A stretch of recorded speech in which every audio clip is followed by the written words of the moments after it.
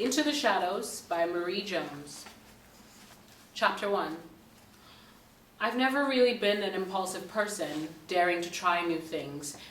I'm not the girl you would secretly admire, dream, envy you were more like. No, I'm the one who's doing the dreaming, the envying, the desiring. In my whole 29 years to date, I am ashamed to admit that I've never, not once, leapt into the big unknown, ready to grasp whatever was hurtling towards me. I live a very tidy, organized, and yes, bland life. I know that. I'm so aware of that. I wish my days were full of multicolored lights and pictures and moving spheres. I wish for, I don't know, just to feel something. Anything. Dare I even say it? Love? And yet, just saying that word aloud, and I'm breaking out in a cold sweat, the thought of that uncontrollable emotion getting a hold of me makes me literally shudder all over. So taking all this into account, brutally accepting what I am, I'm now having to face the stark, simple truth. I've lost control of my mind. I must have, completely, to be even contemplating this, to allow this idea to gain momentum to the point I have this crazy tingling excitement coursing through my body. Because you can't exist. You can't. The idea is preposterous, ridiculous. No, I need to push this insane urge away, reject it out of hand. Be grateful for my safe, predictable world I've safeguarded around myself. Yet, I feel this pull to you, a complete and utter stranger, and it's so strong I'm not sure how I can resist it. And that is a very new phenomena for me. It's like I can hear you calling out to me to return, come back, and I'm finding myself obeying you. My goodness, is this what crazy irrational behavior feels like? This trapping of your mind? I'll come. I will. I'll try and help you, if you want me to. But I'll be honest with you, I'm sitting here feeling so inadequate. I'm scared even of my own shadow, for pity's sake. How I wish I was stronger, more confident, more sure of myself. I have no idea why you've chosen me. I don't get it, I really don't. Do we know each other from some distant time or place? I definitely don't recognize you, but maybe that's just down to my appalling memory. I do secretly have to confess something. This feeling of being driven to do this is quite intoxicating, liberating even. So this is me right now. I'm confused, yet clear-headed, irrational, yet focused. I'm packing my practical navy suitcase while looking down, amazed at what my own shaking hands are doing. I'm nervous, but excited, so excited, as if I'm waking from a long, dreamless sleep where up to now I've been conducting my life. That until this moment I have been hovering in the safety of the sidelines, and now, finally, I am stepping out towards center stage. So wait for me, please, because I'm coming. Chapter 2. The last of the sinking sun was slanting through our dusty Venetian blinds as we stood together at the kitchen sink. I need to clean them, I thought absently, as I dutifully took the next plate from Nina, my flatmate, all the while aware that I was about to be lectured in grand style. And yes, here it comes. Eyes as round as saucers, mouth dropping to skim the floor, a stare that could burn holes into the plate I was holding. Sorry, I think you need to repeat that, because just for a moment there it sounded like you were on a hunch. Here. Nina's soap-covered hands flapped wildly around her, spraying us both with sparkling bubbles. Taking unpaid leave, packing a suitcase, and heading back to Dingle. And this very sudden and frankly insane idea is because of some random photo you took there last month on some beach I can't remember the name of. Inch Beach, I supplied, in a voice not quite my own. Right. So good to have that confirmed. came the sarcastic shot back at me, her eyebrows raised so high that they were practically swallowed up by her fringe. Where was I? Oh yes, to find some unknown woman who appeared like some genie on your photo. About right? I nodded, biting my chapped lip. Can her eyebrows reach up any further, I wonder? I bit back the hysterical laugh, trying desperately to force its way out. Nina was not done, not by a long shot. So, when you are back in this cloudy, damp Irish town, what exactly are you planning to do? Seeing as, and correct me if I'm wrong here, you don't know anyone, have no one to call on, no starting point as to who this girl is, in fact, nothing concrete to go on at all. Shall I continue? She demanded, hands on hips, all pretense of washing up entirely abandoned.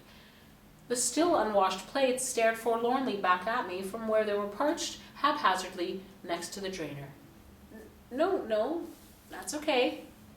I think you've about covered all the major points there. I rushed out, deliberately keeping my back to her as I put the last clean plate into our cupboard before making a quick, cowardly bolt for my bedroom. In truth, Nina's words were worming their merry way into my already hesitant mind after my somewhat extraordinary and frankly insane decision taken earlier this morning. I was bottling it, to put it bluntly.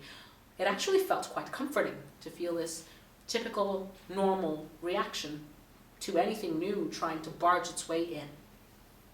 My eyes fell upon my open suitcase with my neatly folded clothes, looking like rows of soldiers preparing for battle. I couldn't tell if they were praising or mocking this bold decision of mine. I heard Nina come up behind, roughly wiping her hands on our checked tea towel before throwing it in the van direction of our kitchen. I literally itched to go pick it up and rehang it on our oven door. Nina paused for a moment, taking in my betraying, shaking hands as I attempted to squeeze shut the case. Her small sigh filled the air. Then her hands reached down and covered mine, stilling me, before coaxing me to sit down beside her on the bed. Her pupils were large and fixed entirely on me. I fought against a strong urge to pull away. I really didn't want to hear her common sense words, particularly as it was usually me dishing out the sensible advice, not the other way around.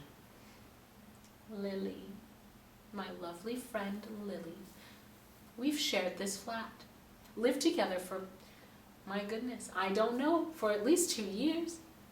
I know I've always relied on you. You're the one who makes sure our bills are paid on time, there's always milk in the fridge, and all those other million things you do that I, shamefully, don't notice. And it's inspiring, really. I wish I could be like that. So this, she paused, then threw up her hands. I'm actually at a loss for words, and that, as you know, is truly staggering. A short, reluctant laugh escaped me. Nina half smiled before grabbing my hands again, a little harder this time. So please tell me, why are you really doing this? Are you in trouble? If you are, no, I'm not. I hastened to reassure her. At least not in any physical or money kind of way. Though maybe within my mental state, I mumbled too quietly for Nina to catch, shaking my head a little, as if hoping it would clear my buzzing mind. I forced myself to pull my thoughts together to try and explain it as rationally as I could. I know how this looks. I know what I must sound like. Believe me, I do. I can feel my normal self trying to kick away this new, very rational Lily. I sat up straight now, my voice earnest and intent. But when I saw her, this woman, in this photo, when I would stake my very life on the fact that she wasn't standing there the day I took it, something weird happened within me. It was like she was calling me, pulling me towards her. My eyes were holding Nina's firmly now. My resolve and determination was strengthening with every word. I have to go," I quietly confirmed. With complete and utter certainty, I know I have to go. She needs my help. My amber green eyes pleaded with her to understand. I knew how easy it was to still talk me out of this, yet Nina's demeanor told me very loudly that she wasn't at all convinced by my argument. I couldn't blame her, not really. She sighed again, gave a small, despairing shrug of her shoulders before finally letting go of my hands. I gave them a small, discreet rub to ease back the circulation. "Okay, if you feel that strongly, I guess you must go. But please phone or text me as soon as you arrive so I know you're safe." Her voice left no room for negotiation on this. I smiled, a little in sheer relief, a little in trembling fear. "I will. I promise." The room grew darker as day inevitably turned back to night. I now sat hunched over my laptop. My bulging suitcase was determinedly shut, waiting patiently by my bedroom door. My eyes felt tired and itchy, but I still couldn't pull myself away from staring and staring at the photo in front of me, where this complete and utter madness had begun. Inch Beach filled the screen with all its beautiful clear waters and warm flowing sand.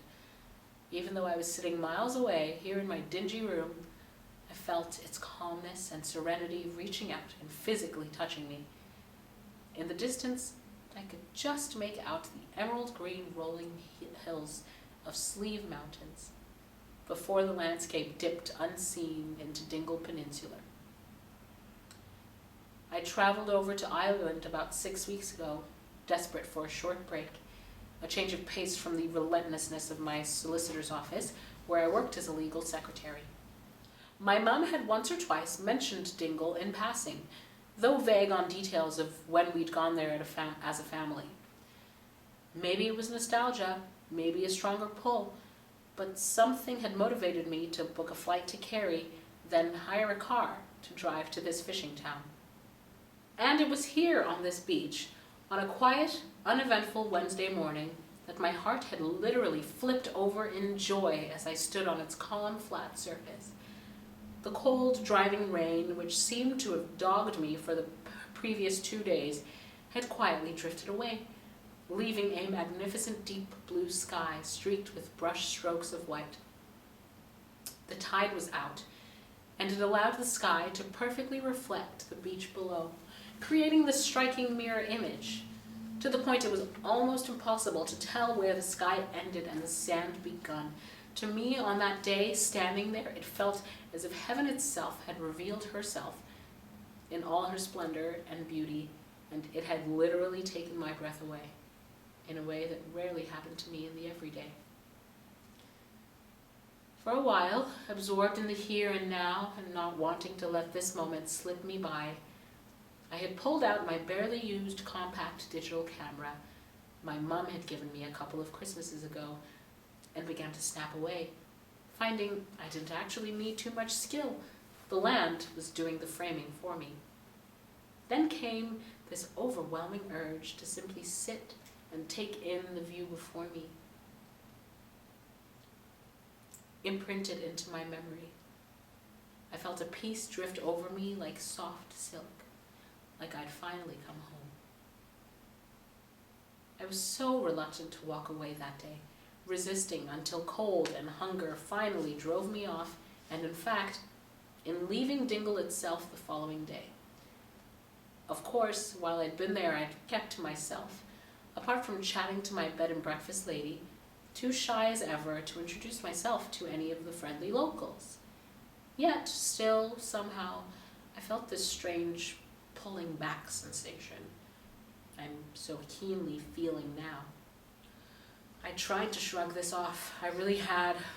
I fell back into my predictable job at our bustling Brighton office, sorted out the chaos Nina had left in the flat, phoned my mom, caught up with a couple of close friends.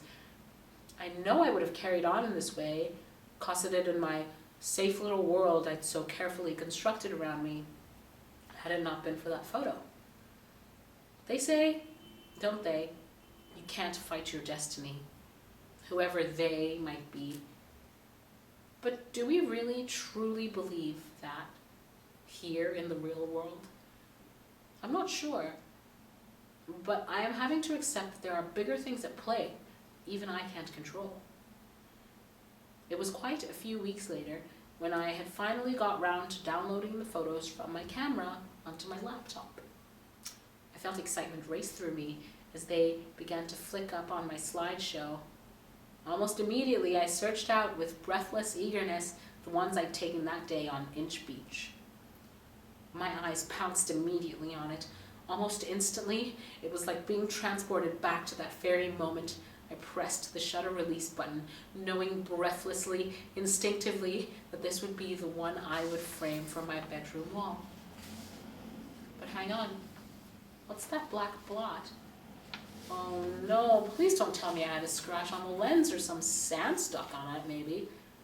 Fighting a gut-sinking feeling and holding my breath, I zoomed in onto the photo. The small dark form became a little larger. I continued to zoom again, and further again, until it finally took shape, became real, became alive. A sharp gasp escaped from me, my hand flying to my mouth in staggering shock. For there, unnervingly clear on the enlarged photo, was a young woman's face, and she was staring directly at me. Her eyes were dark and compelling, and there seemed to be an aura of despair. Yes, that was it, despair surrounding her. Her hand seemed to be half raised towards me. I couldn't tear my eyes away from her, though my mind was frantically trying to explain, apply some kind of reasonable logic. Perhaps I'd been mistaken. Perhaps I hadn't been alone that day after all. Maybe I just hadn't spotted her. I quickly enlarged the other Inch Beach photos to see if she appeared again, my eyes scan-burning them in a frantic rush. But no, all the others were as I remember, a deserted beach, a calm, serene, giving no cause for alarm image. She drew me back to her. Of course she did. I was hooked, utterly hooked, and couldn't look away. "Why are you there?" I whispered out loud, my finger slowly stretching out to touch her as she stared back at me from the screen. "Are you trying to ask me something? How on earth did I not see you? I mean, are you even real? I don't get this. I really don't get any of this." I couldn't let it go. Couldn't let her go. And I really tried to, but over the next couple of days she disturbed my dreams, my sleep, my conscious working day. It was like she wouldn't let me rest or allow me to forget her. I had to do something, anything, before I drove myself mad with it. So that's what I'm doing. Come tomorrow, as the restless night finally comes to an end, I'm going to board a plane back to Ireland and see where this craziness takes me. And if it takes me nowhere, then no one, except Nina, will know the embarrassing truth. Thank goodness. My feet felt strange, leaden, as if there was a huge weight pulling them down, like sticky glue plastered all over my bare soles. Confused, I looked down. I couldn't even see them properly. They were too covered in the wet sand. My toes curled deep within its sinking depths. My gaze slowly traveled down, as if seeing my body for the first time. I was wearing bright pink flower shorts. My favorite, I smiled in recognition. That's it. My mum had bought them for me when we first arrived here, unprepared as we were for the unseasonably warm May weather. I froze, frowned, my young girl's mind perplexed, as I heard what I thought was the faintest sound of my name being called. I looked around, yet couldn't see anyone. The wide stretch of sand suddenly seemed lonely, daunting. I became aware that my hand was clutching a plastic orange bucket, decorated with colorful fish, splattered with sand, seaweed, and what looked like a few broken shells. "Lily! Lily, where are you? We can't find you!" I swung my hand head up at the demanding, exasperated voice, screwing my eyes up to try and spot in which direction it came from. The sun had peeped out from behind the cloud, dazzling me with its blazing glare. I blinked hard. Then, just as I was growing frustrated, annoyed even, 3 figures appeared, as if from nowhere, scampering over the sand dunes. At first they were small and faint, an unrecognizable dark mass, but then they began to take shape and turn into 2 unmistakable boys of similar heights and a smaller-sized girl whose hair flew wildly around her. "Oh, at last we found you. We thought you were never coming back to us." I caught her words as they flew over to me in the gentle breeze. I found myself smiling in delight and expectation, launching myself to run towards them. But, wait, help! I'm stuck! I can't move! My body began to shake and panic as I frantically tried to lift my feet, but the sand was sucking me down further, dragging my legs down now, then my hips, my torso. The piercing scream propelled itself out of me. It took me several terrifying moments to realize I was sitting bolt right in my bed at home, that it had been my scream which had dragged me out of my nightmare. My heartbeat was racing, my body sweaty, my duvet almost suffocating me within its tight hold. Frantically kicking it away, I fell slowly back against the bed, closing my eyes, taking in deep, shaky breaths to try and calm myself down. What had that dream meant? They had felt so real. Who were those children? Who were they?